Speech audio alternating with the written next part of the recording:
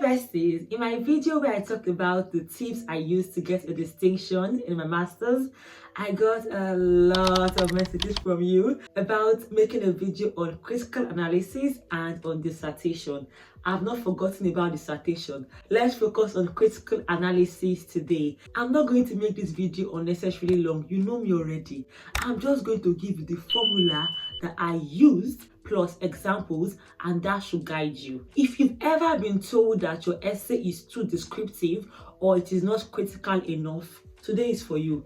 What is critical analysis? When you say someone is critical, you just feel like the person is just judging too much. Now, take that example, but in a positive way, because obviously, when you call someone critical, it's more negative. That means the person finds fault a lot. Now, you would be critical, but not in a negative way. Your criticality would mean you would be judging things, but it does not have to be negative. Your own job is to analyze.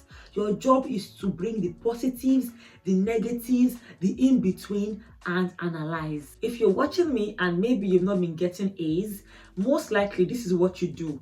You use the peel method. Now, you may not even know about the peel method, but that's actually a method a lot of people know and actually do, even if you think you don't know. Now, what's the peel method? Peel method means point, evidence, explain, and link back. So I would explain. If you're trying to write an essay, you would list out a point, you will give evidence, which is your reference, you would explain. Some people don't even explain their reference. Then you will link it back to the question. Then you will now be wondering why you're not getting the distinction. They would ask you what is poverty, you just say straight up. Then you give reference. Then maybe you give like 2 references, and in your mind, you've done a good job. But actually, you've described. You've just informed us, you've not analyzed. So what is the formula? Now, we'll still use that P formula, but we'll alter something. There will be P for point, E for evidence. Now, instead of us explaining, let's just replace it with C for critical analysis, then L for link back. So let's call our own pickle. Now, let me explain it one after the other. Point, P. Now, your point is your topic sentence. Now, if you're familiar with the foundations of the English language, you would understand what a topic sentence is. That's usually your first point, your first sentence, your first statement.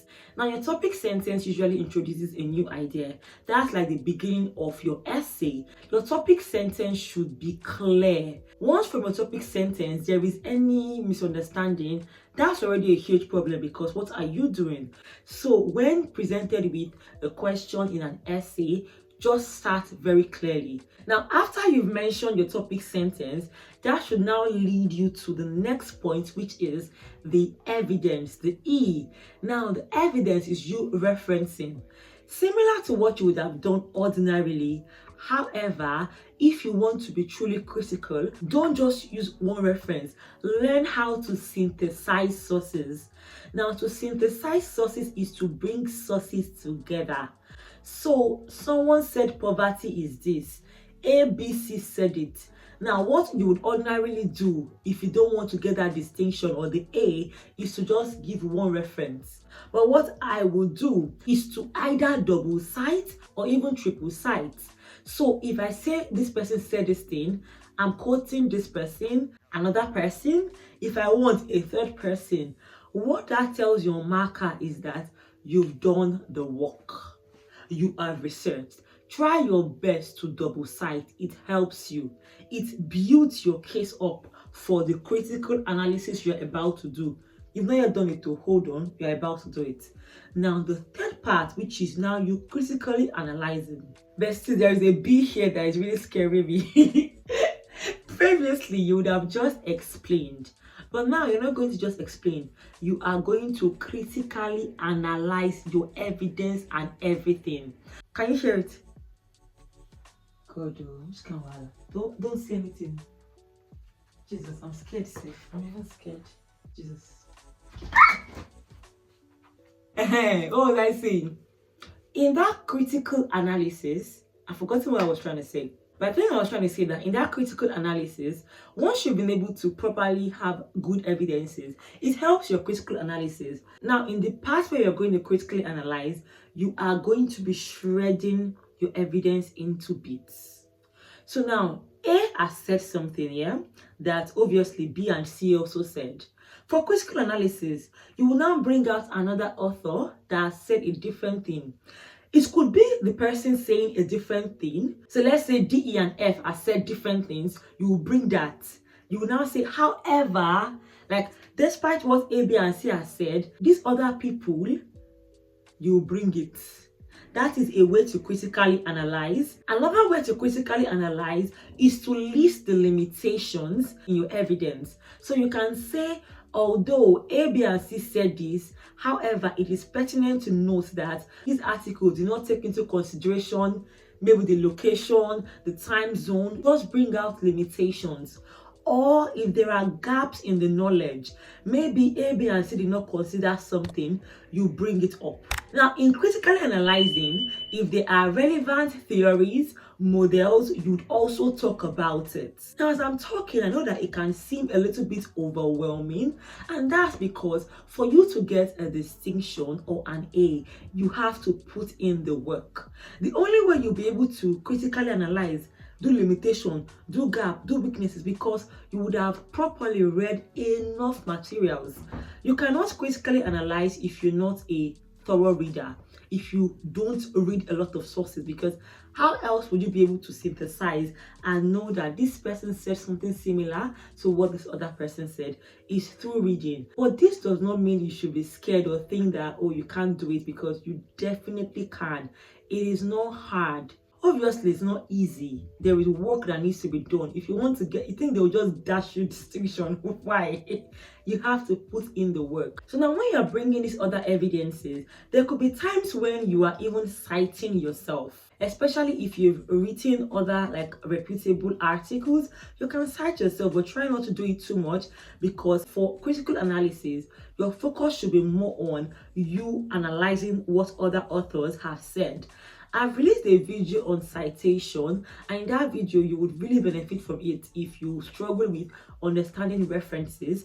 That's something I'm going to link up here so you can watch, because in that video I talked about plagiarism. That's something to avoid, especially if you're trying to critically analyze or cite other people. You would know how to properly cite. Now, in the video where I talked about getting a distinction, I mentioned that for critical analysis there are some conjunctions, there's some phrases that are very good because they help you. Phrases like however, in contrast, in addition, furthermore, and you can get those phrases by just using Google and checking for critical analysis phrases. You could also get them by searching for Manchester Academic Phrase Bank, where you would see a lot of ways you can link those things you're trying to critically analyze. As you can see, it is that simple. Once you've been able to critically analyze, all you need to do is just link it back to the question. Now, once you do this thing, you are good to go. Now, this is not something you're going to be doing once and that's it. No, you will do it over and over and over again.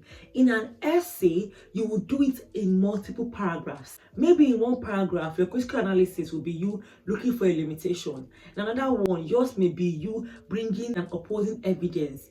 It just depends. Now, obviously, you should already know that without having those endless resources, you cannot analyze. So the library should be your friend. Reputable articles, depending on your course module, that should be your friend. Another thing that should be your friend should be your marking scheme. There would always be a marking scheme. Your lecturer would show you how to get that distinction. There is always a marking scheme, especially if you're in a UK university. At least I'm familiar with that. They would always tell you 80 to 100, this is what we expect from you. 70 to 79, this is the expectation. 0 to 49, fail, this is the expectation. Now, reading that expectation would help you, and you would always see that expectation for 80 to 100 or even 70 to 79. Critically analyze, it is there. Bring various sources, it is there. Now, I'm going to show you a typical example of an essay where I critically analyzed and where I didn't. If you're not familiar with critical analysis, you may not even know the difference, but I will show you the difference. So it's going to be an essay about poverty. This is something I've just made up, so it may look very abstract to you because, as I said, I just made it up. However, I just want you to at least understand what I mean by critical analysis. So let's look at a general essay that has not been critically analyzed.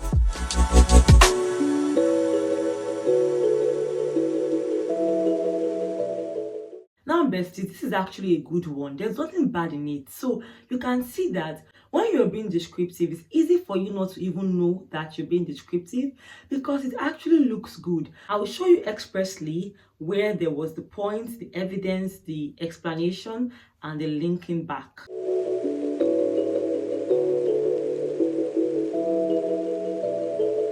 Now let's look at a work that was now critically analyzed. The difference is clear.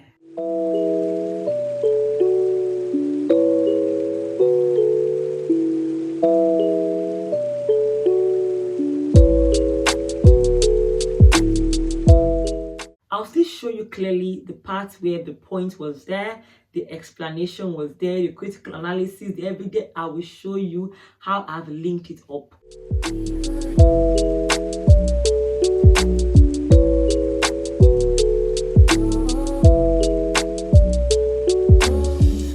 So as you can see, the fact that I've given the formula PECL does not mean it has to be followed sequentially. You can scatter them the way you deem fit, but the most important thing is critically analyze. As you can see, I did that multiple times.